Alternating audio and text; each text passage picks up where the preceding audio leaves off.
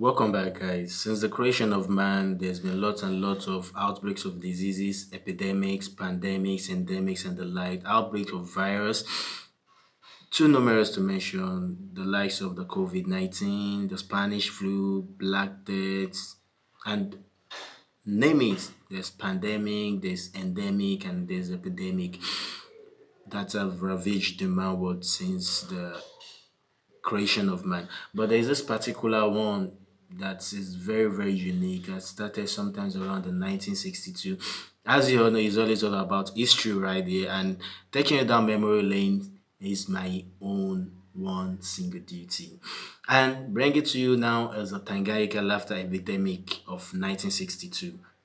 So funny that laughing can be a kind of disease or virus, that there will be an outbreak of it. Yes, you guessed right.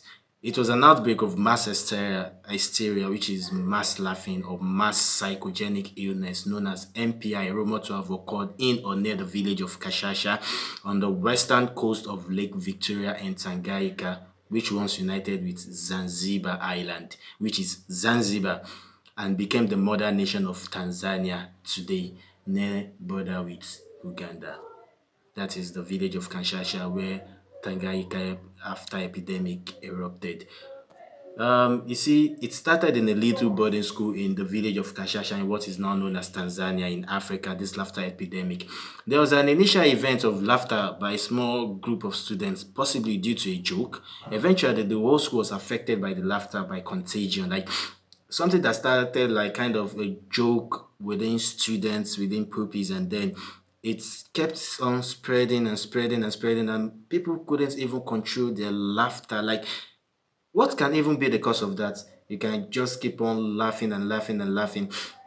So people take this at face value because one person laughs, then another person laughs, then it spreads like an avalanche. So when parents pick up the children from school, they started laughing as well. Like, is it that very, very contagious? Like you just touch person or have a kind of contact with person or move closer to the person, you also started laughing. Well, maybe that is how dreaded the Tanganyika laughter epidemic of 1962 was. Then it spread to other villages and so on, and depending on where you read about it, the laughing epidemic lasted anywhere from 6 months to a year and a half. The original report on the event has been misquoted and exaggerated. You know, there is always sides to whichever stories of what happened. There is always sides to history. But then there's been some kind of questions like, it sounds fun but not credible. That is this even possible? Then the answer is no. They weren't laughing continuously for a year. You know, people ignore the psychology, the physiology of laughter. No one can laugh for more than about 20 seconds because laughing is such a strain on respiration. If you notice, if you laugh like for quite a long time, you started feeling some kind of pain or in your head and muscles getting tightened up, that is laughter. It relieves some muscles, but at the same time, elongating it can be kind of detrimental. You know, when you laugh for so long that it starts to hurt, yeah, that was just I said. You can't do it for that long. So it is impossible for entire population to laugh for a year because it's impossible for one person to laugh for more than a minute. So is the laughter epidemic, is it just all a myth? Something did happen in Tandagayaka. Yeah. The bad news is it had to do with humor. There was no merriment. Laughter was one of the many symptoms. Yes. Those people were showing anxiety related symptoms from pain to fainting to respiratory problems, and sometimes people get rashes.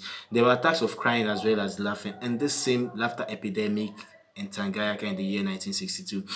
The incident did last for about a year, but it occurred in relapses, not constantly. It spread to a couple of other schools and another villages. Relapsing in the sense that it stopped, continue, stopped, continue. The school did close down, because to avoid the continuous spread of it, schools had to close down. Just like the same thing that happened during COVID-19. You can't know exactly how many people were affected, but it was rumored to be around several thousand. Now, this is a question begging for answer. What caused the Tanganyika epidemic of 1962?